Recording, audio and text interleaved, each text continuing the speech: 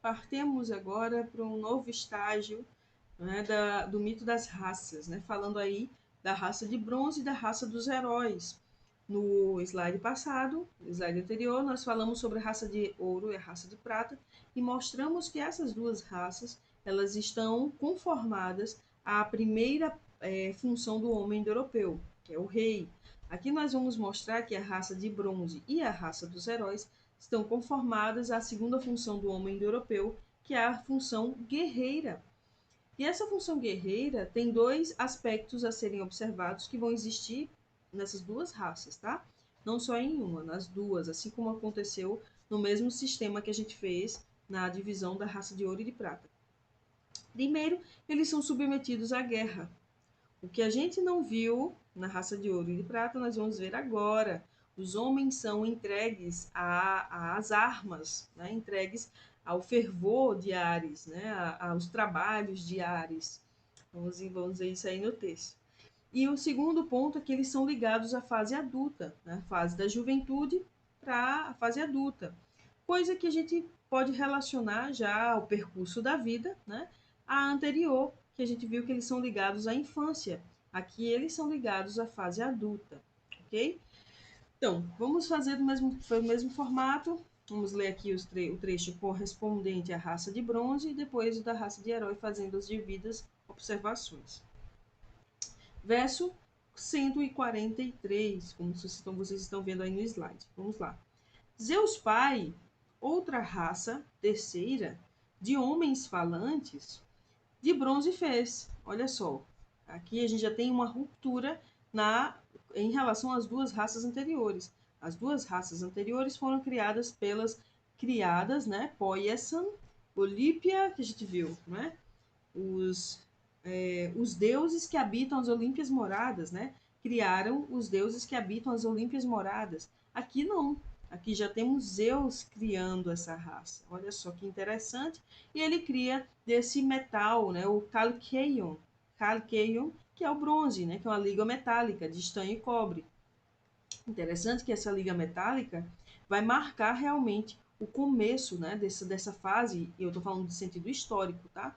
Falando no contexto histórico. Vai marcar uma fase de muitas guerras e invasões nos territórios helênicos, né? Então, o bronze foi o primeiro material usado para o enfrentamento das batalhas, né, entre homens. Então, nada mais justo que aqui nós tenhamos o bronze como um metal simbólico do início dessas guerras, né, do que marca aí o início das batalhas dentro do mito. E aí ele traz uma assertiva muito, muito pontual. Nada parelhos à raça de prata. Então eles são totalmente diferentes à raça anterior. Né? Ele continua: vieram do freixo, terrível e forte. Então, podemos observar aí Ecmelian, né? Está no começo do verso 145, que são os freixos. Freixos são os arbustos, né, árvores que possuem uma madeira muito rija, muito endurecida. E aí o freixo funciona como uma espécie de a representação desses homens duros e fortes, né, esses homens que têm essa característica de dureza, não apenas no físico, mas também na mente e no timon, né, nas suas emoções, suas deliberações emocionais. Né? A gente vai encontrar os freixos, não sei se vocês lembram, no nascimento de Afrodite, né? Na verdade, no momento em que Uranus é castrado por Cronos. Né? Do sangue do pênis de Uranus que cai sobre a Terra, nós vemos nascer três espécies de seres, né? As Erinhas, que são deusas vingadoras de crimes parentais, as ninfas dos freixos, né? E os gigantes. Então vejam aqueles que têm relação com os freixos, né? As erinhas, as ninfas, todos eles nascem meio aos freixos.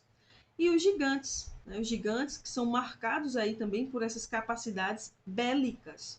Então, o freixo é realmente uma árvore que representa essa raça. Sobretudo porque é do freixo que os homens nessa época, né, a época da armadura do bronze, criam suas lanças.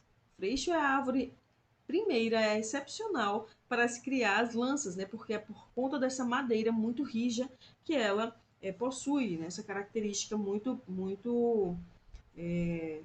demarcada aí dos freixos. Então eles são equimelian, eles são suas características são relacionadas a essa característica desse material da árvore, né?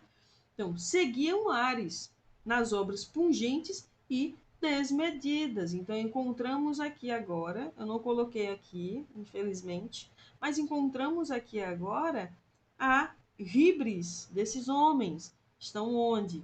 Essa híbris estão nas batalhas, né? Nesses trabalhos de Ares. Ares é o deus da guerra, né? Então, eles são marcados aí pelas desmedidas, na verdade, os excessos em batalha, né? Os excessos bélicos. Ele continua: nada de trigo comiam e tinham um ânimo duro como diamante. É interessante essa ideia de não comedores de pão, né? Porque o pão é uma referência, né? É um símbolo da civilidade, né? Do começo da técnica, a civilidade do homem. Se esses homens não comem pão, se esses homens não são dados ao alimento do pão, eles possuem uma marca muito severa de selvageria. A gente pode encontrar figuras desse mesmo sentido, e aí a gente encontra exatamente elementos de selvageria na Odisseia, em duas espécies diferentes de seres durante as aventuras de Odisseu, que são os ciclopes. Eles não comem pão, eles são canibais, e aí a gente vê a ideia da selvageria, né, essa coisa da animalidade, essa característica animalesca, né, do homem. E temos os lestrigões, que são homens grandes, né, gigantes, a gente pode chamar de gigantes, que também são canibais, que na verdade eles comem, né, muitos dos companheiros aí de Odisseus. Então veja que essa característica do não comer pão é uma quebra dessa possibilidade de civilidade que o homem tem, né? É uma relação aí com a ideia da selvageria. E isso está demarcado, pessoal, essa ideia de homem não lapidado, né? O homem ainda em seu estado selvagem, seu estado pré-histórico, no verso 147, deixa eu ver aqui, peraí, 148, no primeiro termo, onde temos aí aplastoi. Olha só, o termo plastos, né, plastos, significa um objeto, ou, um objeto de barro, ou algum tipo de objeto modelável, moldado pelo artesão. Então, o plastos é aquilo que é moldado, aquilo que é lapidado, que é incrementado, né? Que é aperfeiçoado pelas mãos do artesão. Esse termo aplastoi, com o alfa, de novo, né? O alfa inicial aí, privativo, o não moldado, faz referência exatamente ao contrário do plastos, né? Eles são a pedra bruta, eles são o elemento natural, o elemento da natureza mesmo, né? Na natureza instintiva, né? Do lado instintivo. Então, eles não são plastoi, eles são aplastoi, ou seja, não são modelados, né? Não são civilizados.